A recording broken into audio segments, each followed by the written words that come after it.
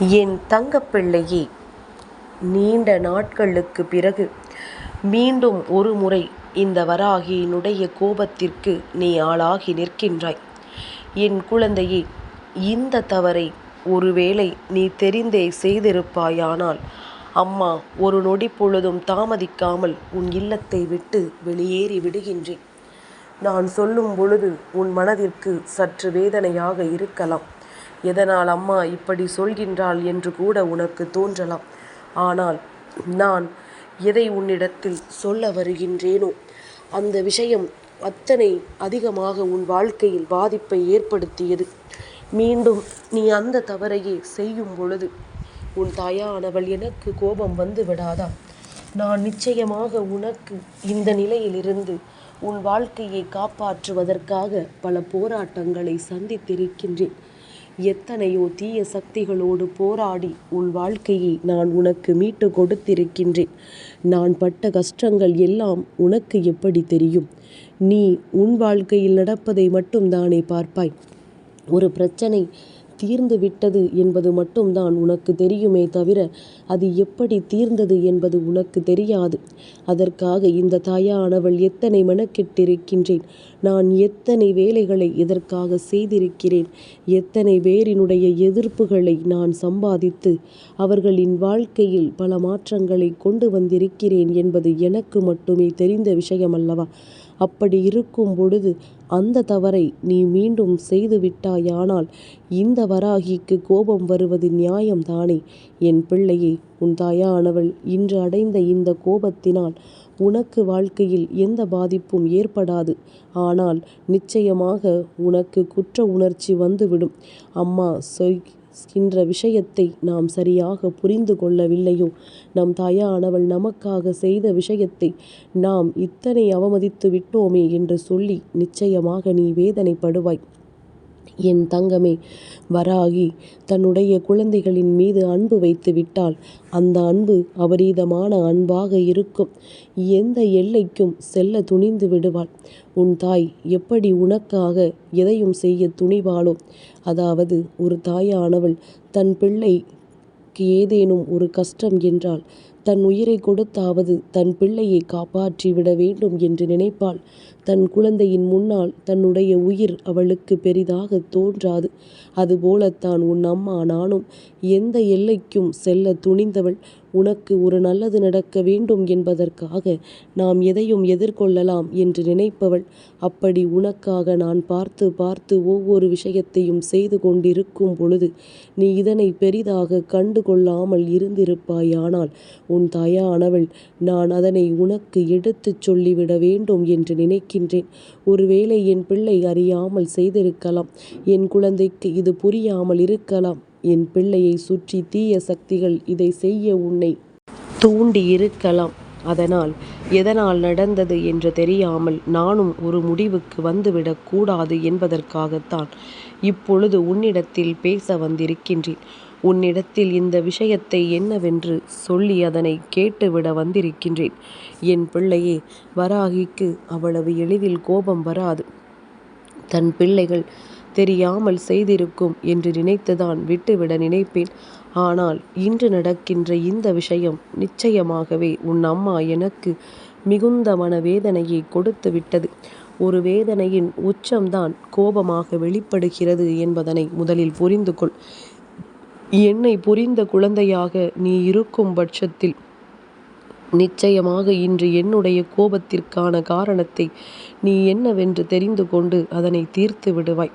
எப்பொழுதும் இந்த வாழ்க்கையில் நம்மை சுற்றி நடக்கின்ற விஷயங்கள் அத்தனையும் நமக்கான விஷயங்களை நமக்கு கற்றுக் கொடுத்து கொண்டுதான் இருக்கின்றது. இந்த வாழ்க்கையில் பல அனுபவங்களை நீ சந்தித்து விட்டாய். பல நல்ல விஷயங்களையும் பார்த்து விட்டாய். எத்தனையோ தீய விஷயங்களையும் சந்தித்து விட்டாய். இதையெல்லாம் கடந்தும் நீ வந்து கொண்டுதான் இருக்கின்றாய். என்ன நடந்தாலும் எது வந்தாலும் இதையெல்லாம் தாண்டி வாழ வேண்டும் என்கின்ற ஒரு எண்ணத்தோடு நீ வாழ்ந்து கொண்டிருக்கின்ற இந்த நேரத்தில் இந்த வராகி சொல்கின்ற விஷயம் என்னவென்று சற்று பொறுமையாக கேள். என் குழந்தையை, உனக்கென நான் தருவது எல்லாமுமே எப்படியாவது இந்த எதிர்காலத்தை உனக்கு நல்லபடியாக மாற்றி கொடுக்க வேண்டும் என்பதற்காகத்தான். எத்தனை சூழ்நிலைகளை கடந்து உனக்கு சந்தோஷத்தை கொடுக்க வேண்டும் என்பதற்காகத்தான். என் குழந்தையே, இன்றில்லை என்றாலும் என்றாவது ஒரு நாள் உன் வாழ்க்கை மாறும் என்கின்ற நம்பிக்கையில்தான் அம்மா உனக்கு அத்தனை உதவிகளையும் செய்து கொண்டிருக்கின்றேன்.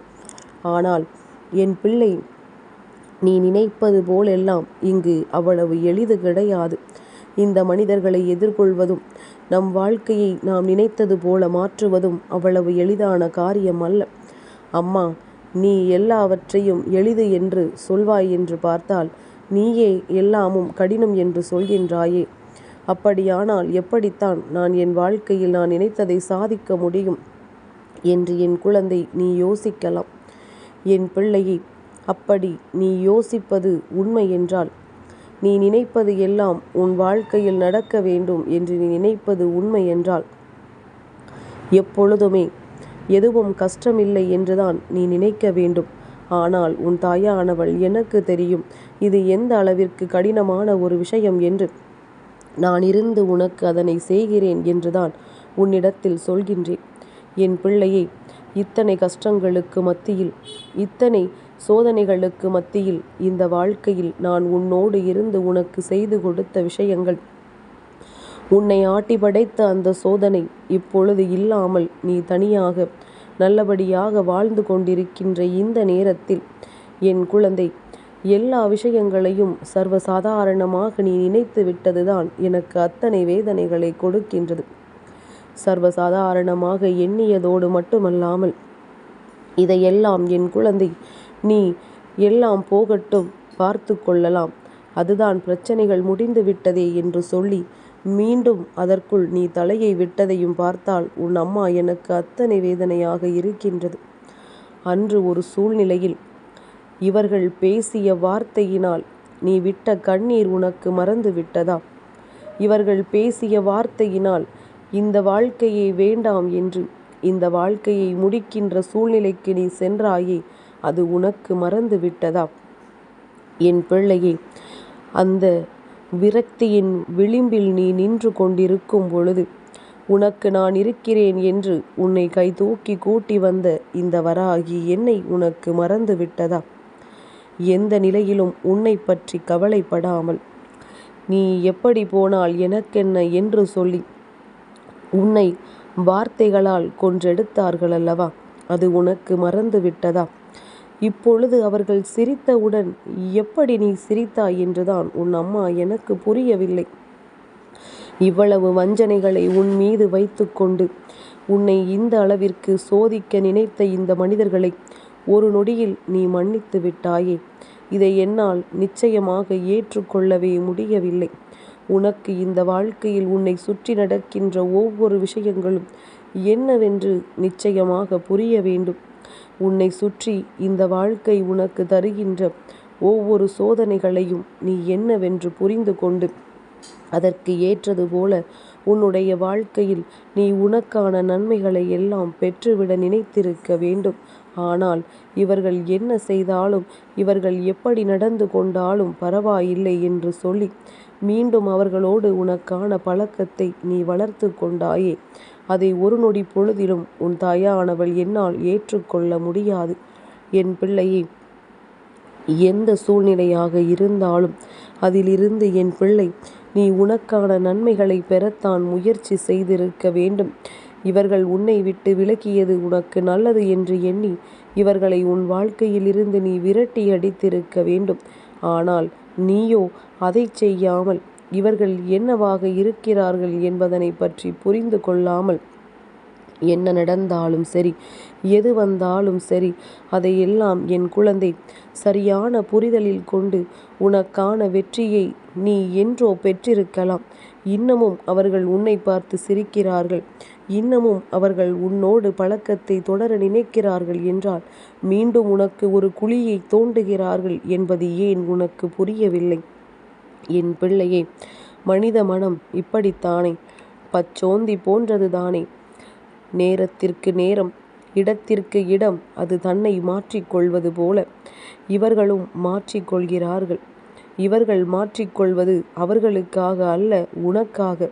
நீ நல்லதை நடத்திவிடக் கூடாது, நல்ல நிலைக்கு வந்துவிடக் கூடாது. நீ ஆசைப்பட்ட எந்த விஷயத்தையும் உன் வாழ்க்கையில் நீ பெற்றுவிடக் கூடாது என்பதற்காகத்தானே இவர்கள் இதனை செய்கின்றார்கள். இப்பேற்பட்ட எண்ணங்கள் கொண்ட இந்த மனிதர்களிடத்தில் நீ மீண்டும் உன் பழக்கத்தை தொடர நினைப்பதை எக்காரணம் கொண்டும் என்னால் ஒரு நொடி பொழுதும் ஏற்றுக்கொள்ள முடியாது. இதற்கு நான் ஒருபொழுதும் அனுமதி கொடுக்கவும் மாட்டேன். ஏனென்றால் இது பிரச்சனைகளான பிறகு மீண்டும் என் குழந்தை என் முன்னால் தான் வந்து நின்று கண்ணீர் வடித்து கொண்டிருப்பாய். என் முன்னால் தான் வந்து நின்று அம்மா என்னை காப்பாற்று என்று அழுது கொண்டிருப்பாய். அப்பொழுதும் கூட என் பிள்ளை, நீ இவர்களை மீண்டும் சேர்த்தது தானே தவறு என்பதனை உணர மாட்டாய். என் தங்கமே, எல்லாமும் ஒரு முறைதான். ஒரு அவமானம் ஒரு முறைதான். மீண்டும் மீண்டும் அந்த அவமானத்தை சந்திக்க நினைக்காதே. அப்படி நீ நினைத்து கொண்டிருந்தாயானால் என்னிடம் வந்து ஒரு பொழுதும் உதவி கேட்காதே. நான் இனிமேல் உனக்கு அதனை செய்து கொடுக்கவும் மாட்டேன் என்பதனை புரிந்து கொள். என் பிள்ளையே, வாழ்க்கை முழுவதும் கண்ணீர் வடிக்கவா நீ பிறந்தாய்? உனக்கான வெற்றியை பெறுவதற்காகத்தானே நீ பிறந்தாய். இந்த வாழ்க்கையை வெற்றிகரமாக வாழ்ந்து முடிக்கத்தானே பிறந்தாய். உனக்கு கிடைத்திருக்கின்ற ஒவ்வொரு நன்மைகளையும் என்னவென்று கண்டு இந்த வாழ்க்கையில் உனக்கான சந்தோஷங்களை நிறைவாக பெற்றுக்கொள்ள நீ பிறந்திருக்கிறாய் என்பதனை மறக்காதே. உனக்கு இந்த அழகான வாழ்க்கையை அன்போடு கொடுத்தவள் இந்த வராகி என்பது நினைவில் இருக்கட்டும். என் வார்த்தைகளை மீறி இந்த தீய எண்ணங்கள் கொண்டவர்களிடத்தில் மீண்டும் சென்று நீ மாற்றிக்கொண்டு ஒரு பொழுதும் அம்மாவின் அன்பை தேடாதே. நான் ஒரு பொழுதும் உனக்கு அந்த அன்பை கொடுக்க மாட்டேன் என்பதனை நீ புரிந்து கொள். என் பிள்ளையே, எந்த நேரத்திலும் நீ இந்த வாழ்க்கையில் இருக்கின்ற உண்மைகளை உணரத் தொடங்கு. உன்னை சுற்றி நடக்கின்ற சூழ்ச்சிகளை புரிந்து கொள்ள தொடங்கு. யாரும் யாருக்கும் நல்லது செய்ய நினைக்கவில்லை என்பதனை ஏற்கனவே நீ புரிந்து கொண்டாய். உன்னோடு இருந்து கொண்டு இவர்கள் உனக்கு செய்த ஒவ்வொரு விஷயங்களும் என்னவென்று இன்று நினைத்தாலும் மனதிற்குள் அத்தனை வேதனையை கொடுக்கின்றது. இது போன்று கூட இவர்களால் செய்ய முடியுமா என்று சொல்லி உன் அம்மா அத்தனை வேதனைப்பட்டிருக்கின்றேன். இன்று அவர்களோடு தான் நீ பேசுவாய் என்றால், அவர்களோடு தான் நீ நல்லபடியாக இருப்பாய் என்றால், இனி ஒரு பொழுதும் நான் உன்னை தேடி வரமாட்டேன். என் பிள்ளையே, அதற்காக உன்னை தேடி வருகின்றவர்களை போ என்று சொல்லிவிடு என்று சொல்லவில்லை. எல்லாமும் ஒரு அளவோடு தான். எப்படி அவர்கள் உன் வாழ்க்கையின் ரகசியங்களையும் உன் வாழ்க்கையில் நடக்கின்ற ஒவ்வொரு விஷயங்களையும் தெரிந்து கொண்டு உன்னை அவமானப்படுத்தினார்களோ, அந்த சூழ்நிலையை மீண்டும் நீ உருவாக்கி விடாதே என்றுதான் சொல்கின்றேன். அன்று உன்னை காயப்படுத்தும் பொழுது இவர்கள் யோசிக்கவில்லையே. நீ கண்ணீர் வடிக்கிறாய் என்று உனக்கு இரக்கப்படவில்லையே. அன்று உன்னை நினைத்து இவர்கள் மகிழ்ச்சியாகத்தானே இருந்தார்கள். அன்று உன்னை நினைத்து இவர்கள் சந்தோஷமாகத்தானே இருந்தார்கள். அப்படி இருக்கும் பொழுது என் பிள்ளை, மீண்டும் இவர்களால் ஒரு துன்பத்திற்கு நீ தயாராகிவிடக் கூடாது என்பதுதான் உன் அம்மாவின் வருத்தமே. என்னுடைய வருத்தத்திற்கான காரணத்தை நீ புரிந்து கொண்டால் நிச்சயமாக இந்த தவறை நீ செய்ய மாட்டாய். எவ்வளவுதான் இவர்கள் உன் மனதை மாற்ற முயற்சி செய்தாலும் ஒரு பொழுதும் நீ அதற்கு ஒன்று கூடி வந்து விட மாட்டாய். அவர்களின் எண்ணங்களை பொய்யாக்கி அவர்கள் நினைத்ததையெல்லாம் ஒன்றுமில்லாததாக்கி, என் குழந்தை, நீ நிச்சயமாக இந்த வாழ்க்கையை நல்லபடியாக வாழ வேண்டும் என்பதனை நீ புரிந்து கொள்ள வேண்டும். இந்த வராகி என்றும் உனக்கு உறுதுணையாக இருப்பேன். என் பிள்ளையை, தெரிந்தே செய்தால் அம்மாவிற்கு நிச்சயமாக கோபம் வரும். எல்லாமும் சூழ்நிலையினால் நீ ஏற்றுக்கொள்வதாக இருக்கின்றாயானால் நாளை வரக்கூடிய கஷ்டங்களும் உனக்குத்தான் வந்து சேரும் என்பதனை புரிந்து கொள். நடந்து முடிந்தது எல்லாம் போகட்டும். இனி நடக்கும் பொழுதாவது அதில் நாம் எப்படியும் மாட்டிக்கொள்ளக்கூடாது என்பதில் நீ கவனமாக இரு. இனி எந்த நேரத்திலும் இந்த வாழ்க்கை உனக்கு கொடுப்பதை ஏற்றுக்கொள்ள தயாராக இரு. உனக்கு நல்லது நடக்கும். இந்த வாழ்க்கை உனக்கு நன்மையை கொடுக்கும்.